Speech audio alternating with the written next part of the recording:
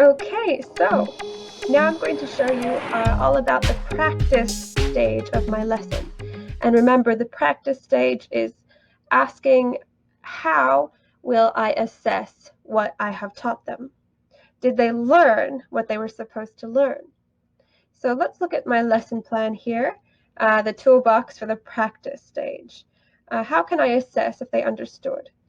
So in this stage, we can do the share screen, use the chat box, Google Slides. Some activities we could do are fill in the blank, multiple choice. The one I'm going to do is called a hot seat activity. This means I get 1 or 2 students to be in the hot seat, and I get them to model the activity. That way we'll try, in this case, assess their pronunciation and see if the other students can hear the difference between intonation and punctuation, right? And you'll see. How about I just show you what the slides look like? So here I am with the slides I've prepared for my practice stage, and I have one type of slide for each kind of activity.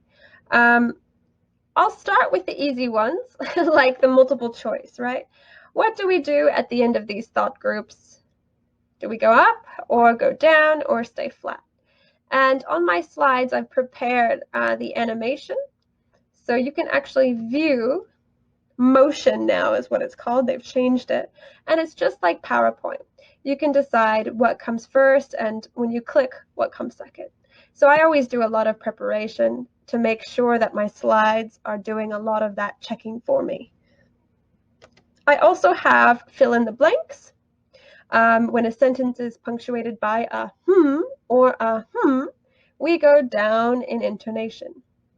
And then the students can use the chat box to fill in the blanks. Okay, the last activity I will show you is called a hot seat. The hot seat is an activity where you are getting 1 to 2, maybe 3 if you have time, participants to model the activity. This way you can make sure that the students know how to use that activity later in breakout rooms.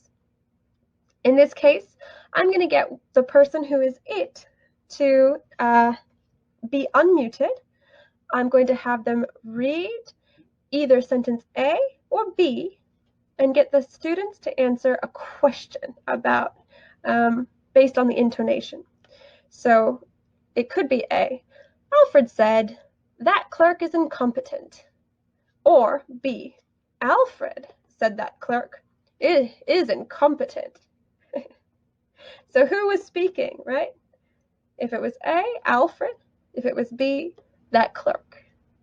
So based on the thought groups, we'll be able to hear which one it is. And it's a good test. It's an easy test. So one person talks, everybody listens.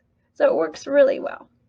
So let's put it into practice where I will share the screen and I'll show you how I use the tools. Okay. Okay, now we're going to play a little game, and I need one of you to be my guinea pig here. So, whoever's it is going to read either sentence A or sentence B. I want everyone to listen and answer the question. So I'll go first. Listen and tell me who was speaking. Alfred said, "That clerk is incompetent." Right in the chat box, who was speaking?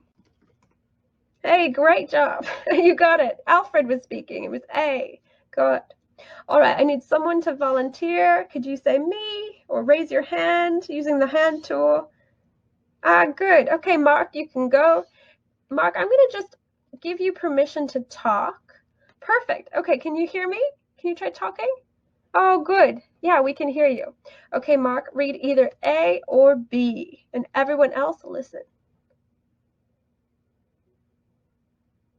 Okay, what do you think?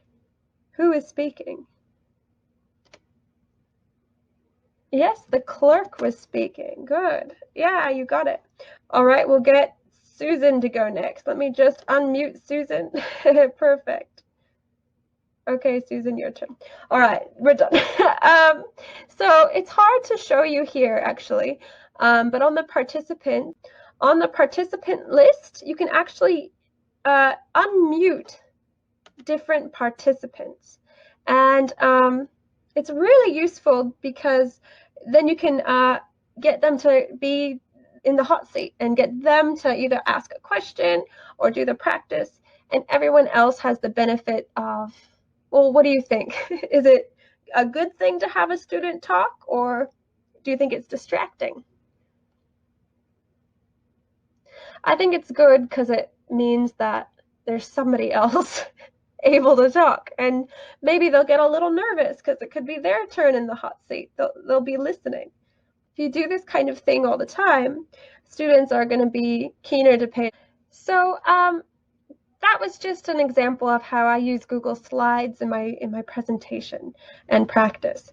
But of course, I've shown you this whole toolbox of practice activities and apps like quizzes, Kahoots, so many things. And on the website that I'll show you at the end, there are links to all these apps.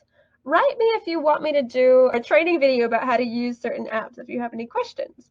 A lot of it is just like clicking and trying to figure it out for yourself, but if you want any help, just let me know.